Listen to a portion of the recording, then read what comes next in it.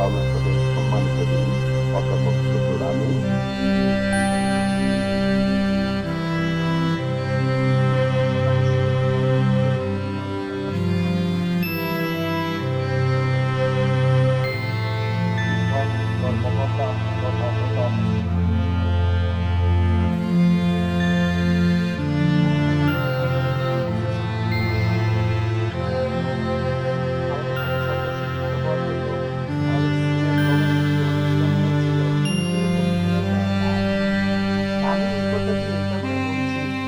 Army police সবাই আমাদের অংশ, ওরা আমাদের ছেলে মেয়ে,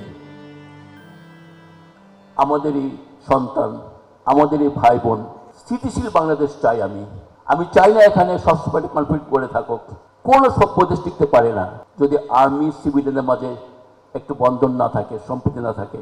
আমরা সবাই যদি একত্রিত থাকি তাহলে কোনো ধরনের পেশি শক্তি ঢাকা বিশ্ববিদ্যালয় দমাতে পারে না। এবং ঢাকা বিশ্ববিদ্যালয় তার যে সুযোগ্য নেতৃত্ব এদেশকে দিয়ে এসেছে এবং এই দেশের ক্রান্তিক লগ্নে যখন এই দেশ বিপদে পড়ে তখন যে ঢাকা বিশ্ববিদ্যালয় এগিয়ে আসে এবং যে নেতৃত্ব দেয় সেই নেতৃত্ব দিয়ে যাবে এবং এটা কেউ প্রতিহত করতে পারে না, সেটা 2007 সালে সেই দিনে আমরা প্রমাণ পেয়েছি। বাংলাদেশের প্রতিটি গণতান্ত্রিক আন্দোলনে এই বিশ্ববিদ্যালয়ের ছাত্র শিক্ষকরা যেভাবে ঝাঁপিয়ে পড়েছে, কারা নির্যাতিত হয়েছে, বিভিন্ন নির্যাতন ভোগ করেছে, অদূর ভবিষ্যতেও বাংলাদেশের গণতন্ত্র রক্ষায় সেভাবেই এগিয়ে যাবে।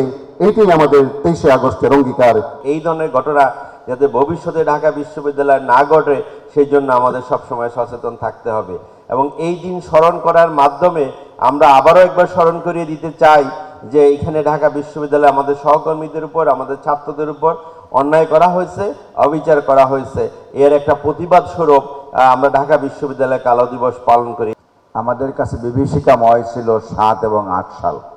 ঢাকা বিশ্ববিদ্যালয় এমন একটা জায়গা যেখানে কখনো কোনো অন্যায় করে কেউ পার পায়নি, গায়ের জোরে কেউ পার পায়নি, গণতান্ত্রিক উপায়ের বাইরে গিয়ে জুলুম, নির্যাতন, নিপীড়ন করে পার পায়নি। যেমনটি পার পায় না 52 সালে, পায়নি 71 সালে, 90 সালেও পায়নি।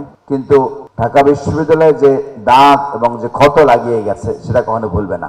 আমরা যেন এইটা মনে রাখি, ঢাকা বিশ্ববিদ্যালয়ের উপর দিয়ে কেউ ছড়ি ঘুরাবে বা কেউ অন্যায় ভাবে ক্ষমতার দাপট দেখিয়ে টিকে থাকবে, সেটা যেন না হয়। ঢাকা বিশ্ববিদ্যালয় এমন একটা প্রতিষ্ঠান যে প্রতিষ্ঠান সিন্স ইনসেপশন, শুরু থেকে এ পর্যন্ত কখনো অন্যায়ের সাথে আপোষ করে নাই, কোনো চাপিয়ে দেওয়ার সিদ্ধান্ত তারা গ্রহণ করে নাই। এই জায়গাটা ডেমোক্রেসি প্র্যাকটিস করে, অন্যায়ের প্রতিবাদ করে।